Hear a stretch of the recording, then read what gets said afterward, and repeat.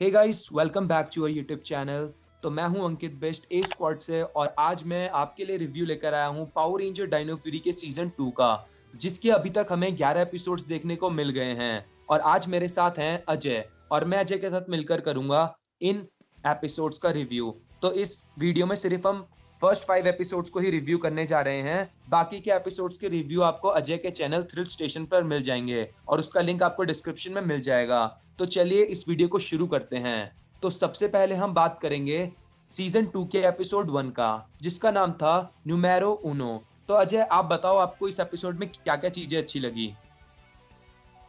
अंकित, मेरे ख्याल से सीजन के पहले एपिसोड के तौर पे ये एक डिसेंट एपिसोड था। शुरुआत से ही जैसे कि हमने देखा कि जो जेन और उसकी जो बॉट है वो किसी ट्रैवल पर जा रहे हैं और एमेलिया अकेले पूरे बस ब्लास्ट को हैंडल कर रही थी। तो वो देखने से दिलचस्पी काफ़ी बढ़ गई कि एमेलिया किस तरह से बस ब्लास्ट को हैंडल कर पाती है। और अल्टीमेटली हमें पता चला कि एक पावर रेंजर होने के साथ साथ एक न्यूज़ एजेंसी को चला पाना कोई आसान काम नहीं है। इसके अलावा थोड़ा बहुत रेफकॉन के भी हिंट्स दिखाए गए थे। साथ ही मैंने एक चीज़ नोटिस की कि स्टार्टिंग से पावर रेंजर्स जो थे वो अपनी अपनी अपनी पूरी बैटल को स्टॉप वॉच से टाइम कर रहे थे। मतलब वो देख रहे थे कि कितनी देर में वो एक बैटल को फिनिश कर पाते हैं। तो समय बदलते समय के साथ साथ हमारे पावर रेंजर्स भी और ज़्यादा टाइम एफिशिएंट होते जा रहे हैं। मैंने तो मतलब ये चीज देख रहा था कि जब पावर रेंजर का सीजन 2 का एपिसोड 1 स्टार्ट हुआ तो उसके जो शुरू के ग्राफिक्स थे और जिस तरह से मतलब उनकी एंट्री हुई रेंजर्स की, वो बहुत ही कमाल की थी। मींस ऐसा लग रहा है कि जो हमारे पावर रेंजर्स के नए क्रिएटर हैं वो इस चीज पर ध्यान दे रहे हैं कि इनको बड़े लोग भी देखते हैं। उन्होंने मतलब सिर्फ बच्चों के लिए इस शो को अब क्रिएट नहीं करा है, हम सबको भी उसको देखने में मजा आ रहा था। मतलब उनकी जो एंट्री थी और वो स्टॉप वॉच से अब वो कर रहे हैं, टाइम देख रहे हैं कि हम एक विलन को हराने में कितना टाइम लगाते हैं। तो ये सारी चीजें देखकर मतलब अच्छा लगा। मुझे थोड़ा डिजास्टर्स वहाँ पे लगा जहाँ पे वो कुछ प्लान बना रहे थे अपने दुश्मनों को फंसाने के लिए, पर वो प्लान पूरी तरह से कामयाब नहीं हो सका। इसके अलावा वॉइड नाइट भी अपना आर्मर ठीक कर देता है और अल्टीमेटली जो स्पॉरिक्स था वो भी पावर रेंजर्स के हाथ नहीं लग पाता। तो थोड़ा सा स्टोरी वाइज थोड़ा सा डिजास्टर्स साबित हुआ पावर रेंजर्स के लिए। पर ओवरऑल मेरे ख्याल से काफ़ी इंटरेस्टिंग एपिसोड था, जो एक तरह से कहते हैं ना कि ऑडियंस को अपने साथ इंगेज करने वाला एपिसोड था ये। हाँ, ये बात तो सही है। और लास्ट में अब बस ब्लास्ट में हमारी जेन वापस आ चुकी है, क्योंकि हमें देखने को मिला कि उसको मतलब अपना वो ट्रिप पसंद नहीं आया और उसके साथ मतलब ऐसी अच्छी चीजें हुई भी नहीं। और फाइनली अमीलिया भी अब मतलब फ्री हो चुकी है इस चीज से और वो अपने पावर रेंजर के मतलब करियर पर ज्यादा ध्यान दे सकती है। तो इसके बाद हमने नेक्स्ट एपिसोड देखा था द फेस्टिवल। वैसे इसका नाम था द फेस्टिवल, लेकिन मैं एक्सपेक्ट कर रहा था इसमें कुछ वैसी चीजें देखने को मिलेंगी, या क्रिसमस या इनका कोई फेस्टिवल टाइप, लेकिन वैसी चीज हमें देखने को नहीं मिली। आप बताइए आप क्या एक्सपेक्ट कर रहे थे और आपको एपिसोड कैसा लगा। तो सबसे पहले तो इस एपिसोड में रेकमेट वापस आ गया, है ना। काफी पावरफुल विलन था और काफी हाँ पावरफुल हाँ, वापस आया। उसकी एंट्री मतलब बहुत अच्छी थी। और जो पावर रेंजर की डायनो साइकिल है जो, वो मतलब दिखने में बहुत अच्छी है, लेकिन यार उसके ना ग्राफिक्स थोड़े उस लेवल के नहीं है, क्योंकि जब हम उसको देखते हैं तो पता लगता है कि ये ना सीजीआई है, फुल सीजीआई। आप बताओ उसको, उसके बारे में आपको कैसा लगा वो। हाँ, ये तो पता चल रहा है कि वो सीजीआई है। मतलब उतना ज़्यादा रियलिस्टिक नहीं लग रहा जिस तरह की देखने की हम लोगों को आदत पड़ गई है, जिस तरह का ग्राफिक्स हम लोगों को देखने की आदत पड़ गई है, वहाँ पर वो थोड़ा कमज़ोर दिखाई देता और है। उसका जो फाइनल मूव है, मतलब वो और भी एपिसोड्स में दिखाया गया था, एक और एपिसोड में दिखाया गया था, जो बाइक के साथ वो फाइनल मूव यूज करता है, वो भी मतलब उतना ज्यादा एक्यूरेट सा नहीं लग रहा था। ऐसा लग रहा है कि किसी चीज को ग्रीन स्क्रीन के आगे करके उस चीज को मतलब बनाया गया है। सबसे ज़्यादा अच्छा मुझे वो सीन लगा जब हमें लेजेंडरी डेटाबेस दिखाया गया और कुछ लेजेंडरी वेपन्स देखने को मिले, जहाँ पे सोनिक फिन, कैनाइन कैनन और भी बहुत सारे लेजेंडरी पावर रेंजर्स के लेजेंडरी वेपन्स थे। हाँ, ये चीज तो मुझे भी अच्छी लगी। उन्होंने जेडन के फायर स्मैशर को दिखाया, लेकिन हम्म। हमारी जो वो होती है डायनासोर, वो उसके लिए मना कर दी थी कि ये चीज वो नहीं बना सकती, क्योंकि उसके पास यार हम्म। ऑब्वियस सी बात है, उसके पास सामुराई पावर्स नहीं है। अगर वो इस डिवाइस को बना भी देगी तो उसके लिए सामुराई की पावर्स चाहिए होंगी उसको चलाने के लिए। एग्जैक्टली। और इसके अलावा हमें Ninja Storm, Mighty Morphin, Wild Force, Ninja Steel, इन सब के बारे में देखने को मिला। हाँ। हाँ, तो ये एपिसोड वैसे अच्छा था। और उसकी जो हमारे पुराने विलन की एंट्री हुई वो भी बहुत एक्साइटिंग थी। और एक और चीज़ मुझे काफ़ी अच्छी लगी कि स्टार्टिंग में जो हमारा आयॉन था वो अपनी बाइक को पाकर बड़ा खुश था, लेकिन जब उसे ये रियलाइज़ हुआ कि उसकी वजह से जेटो का जो गिफ्ट था वो डिस्ट्रॉय हो गया, तो उसने खुशी खुशी अपनी बाइक जेटो को दे दी ताकि उसे अपग्रेड करके जेटो की नई बाइक बनाई जा सके। तो वो चीज़ भी मुझे काफ़ी अच्छी लगी। मतलब कहीं न कहीं उसे अपनी गलती का रियलाइज़ था और उसे सही करने के लिए वो जो कुछ भी कर सकता था उसने किया। इसी के साथ हुँ। क्या हमें फ्यूचर में निंजा चक्स मतलब वो डायनो चक्स जो हमें देखने को मिले थे, क्या वो फ्यूचर में हमें फिर देखने को मिल सकते हैं? मेरे ख़्याल से उनके दिखने का चांस थोड़े कम हैं, क्योंकि एक तरह से उन्हें दिखाया ही इसलिए गया था कि उन्हें डिस्ट्रॉय करके बाइक को इंट्रोड्यूस कराया जा सके।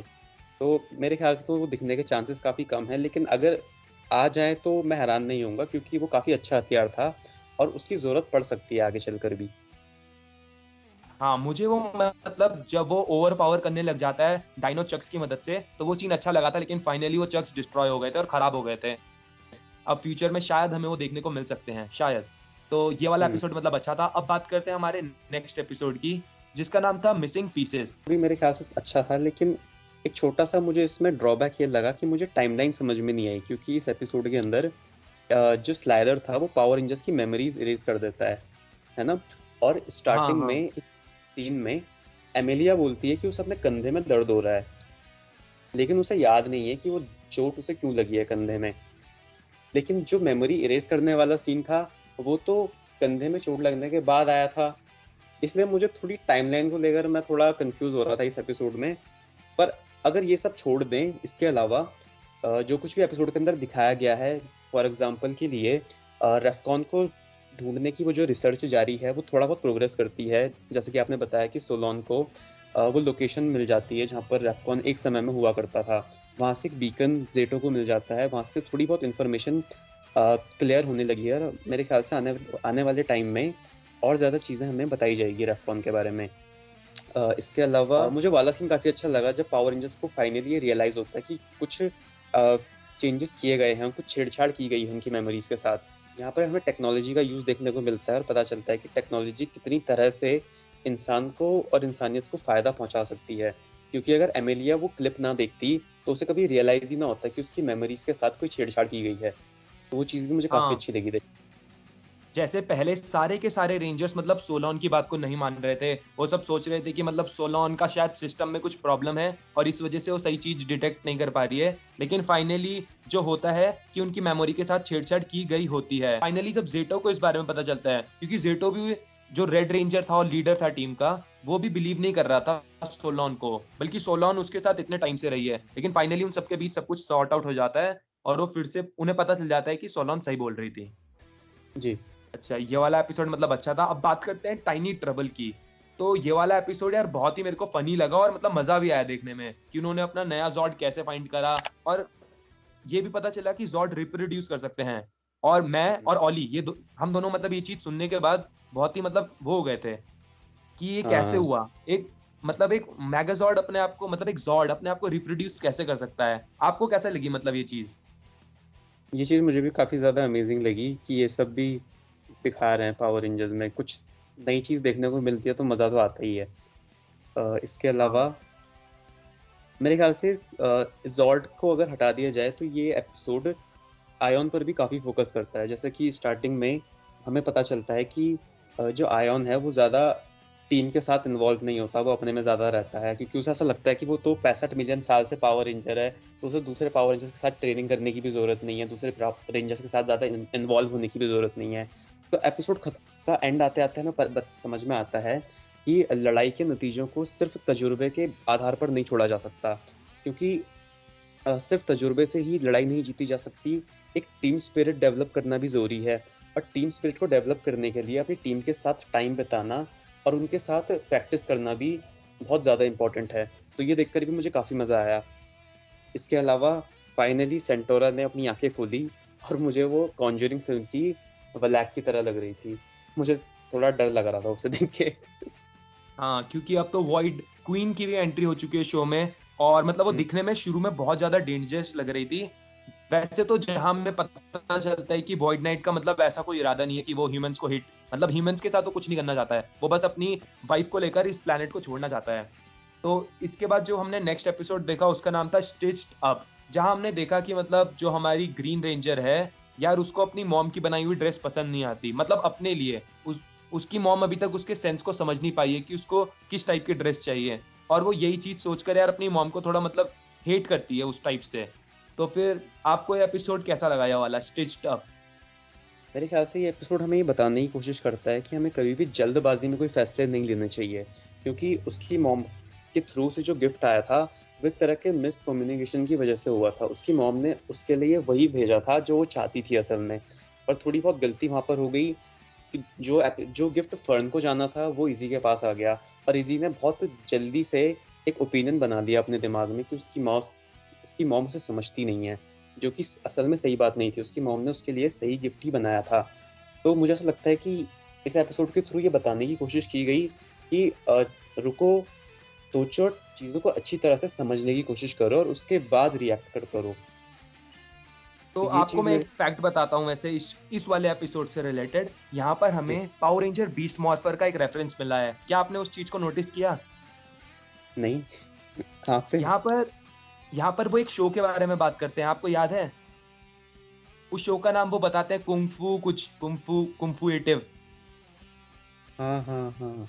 तो हाँ, उस शो जिसके में लिए हमें, स्पॉयलर्स मत देना। हाँ, उसके लिए वो बोलते भी हैं कि स्पॉइलर मत देना। तो ये वाला शो पता है किसका है? ये हमारे स्टील का है, जो बीस्ट मॉर्फर में हमें देखने को मिला था। आपको याद है लास्ट में हमारा जो स्टील होता है वो एक ह्यूमन बन जाता है और इसके बाद वो हाँ, एक एक्टर भी बन जाता है। तो ये शो उसी का ही है। ये रेफरेंस था। हाँ, ये रेफरेंस था उस चीज का, जहां पर वो बोलते हैं, एमिलिया बोलती है कि मैं इसके बारे में नहीं जानना चाहती वरना स्पॉइलर हो जाएंगे। हुँ, हाँ, तो ये चीज वहीं से ही कनेक्शन बनाती है। हाँ, तो आर्मर भी मतलब अच्छा था। ओवरऑल ये वाला, मतलब जहां तक हमने डिस्कशन करा अभी फर्स्ट 5 एपिसोड का, आप अपना मतलब ओवरऑल रिव्यू दीजिए इसके लिए। मेरे ख्याल से पाँचों एपिसोड अच्छे थे, और मैं हमेशा कोशिश करता हूँ कि मैं बार-बार इस बारे में ना बोलूँ, क्योंकि मैं जब से हमने पावर रेंजर्स डायनो फ्यूरी के बारे में बात करना शुरू किया है, मैं कॉन्स्टेंटली ये बात बोलता जा रहा हूँ कि पिक्चराइज़ेशन बहुत ही ज़्यादा ज़बरदस्त है। तो मैंने सोचा था आज मैं इस बारे में ना बोलूँ, लेकिन हर एपिसोड में कुछ ना कुछ ऐसा देखने को मिलता है कि पिक्चराइज़ेशन की तारीफ़ करनी पड़ती है। और इसके अलावा सेकंड एपिसोड में स्पेसिफिकली जब अ, रेकमेट और आयन के बीच में लड़ाई होती है, उसका जो बैकग्राउंड म्यूजिक था और वो पूरा का पूरा फाइटिंग सीक्वेंस, वो बहुत ही ज़्यादा ज़बरदस्त था। तो मेरे ख्याल से पाँचों एपिसोड की ओवरऑल जो बैकग्राउंड था वो काफ़ी अच्छा था, और जो पिक्चराइज़ेशन की टेक्नीक्स हैं, नई-नई टेक्नीक्स हैं, और जो साउंड स्कोर है, जो बैकग्राउंड म्यूजिक है, वो बहुत ही ज़्यादा इस चीज़ में चार चाँद लगा देता है। तो मेरे ख्याल से ओवरऑल पाँचों एपिसोड बहुत ही ज़्यादा अच्छे थे। हाँ, मेरे को भी आपकी ये बात अच्छी लगी। वैसे अगर बताऊँ मैं, मतलब अपना ओपिनियन दूँ, तो फिर यार ये एपिसोड्स, मतलब जब अब नया हमें जो पावर रेंजर देखने को मिल रहा है डायनो फ्यूरी, यार ये ना थोड़ा मतलब अच्छा बन रहा है। मतलब पुराने पावर रेंजर से अगर कंपेयर करें, तो इसके मतलब जो आपने बोला पिक्चराइजेशन, इसकी मेगाज़ॉर्ड बैटल्स, और अगर बात करें इसकी स्टोरी लाइन की, तो ये सारी चीज़ें मतलब अच्छी चल रही हैं और ऐसा लग रहा है कि ये सिर्फ़ शो किड्स के लिए नहीं बना है। मतलब थोड़ा बहुत मैं भी इसको खुद अब एन्जॉय कर रहा हूँ, मतलब पुराने रेंजर्स के कंपैरेटिव ज़्यादा। लेकिन डिज्नी एरा की बात अलग थी, उसको थोड़ा अलग करते हैं। लेकिन हाल-फिलहाल में जो हमें पावर रेंजर्स देखने को मिले हैं, उनमें से ये बहुत ही अच्छा शो जा रहा है। बिल्कुल। मैं ऑनेस्टली बोलूँ, मैं डिज़्नी एरा के पावर रेंजर्स से आज के पावर रेंजर्स को कंपेयर करता ही नहीं हूँ, क्योंकि डिज़्नी एरा के जो पावर रेंजर्स थे ना, वो एक अलग ही लेवल पे थे। उनसे किसी को कंपैरिज़न करेंगे तो कोई और पावर रेंजर्स अच्छे लगेंगे ही नहीं। हाँ, तो ये मैं बात तो सोच आपने सही बोली। आ रहा है, वो एक स्टैंड अलोन सीज़न है, बिल्कुल एक इंडिविजुअल सीज़न है, और उसे एक इंडिविजुअल की तरह जज करूँ, किसी दूसरे सीज़न से मैं उसे कंपेयर करना सही नहीं समझता, ख़ास तौर से डिज़्नी एरा के सीज़न से। हाँ, मैं भी आपसे एग्री करता हूँ। तो गाइज़ जी। यही था हमारा आज का रिव्यू, जहाँ हमने अभी फर्स्ट 5 एपिसोड का रिव्यू कर लिया है और इसी के साथ आपको बाकी के जो एपिसोड्स हैं, वो हमारे थ्रिल स्टेशन के चैनल पर देखने को मिल जाएँगे। तो अब हम दोनों आपसे लेते हैं अलविदा। Thank you.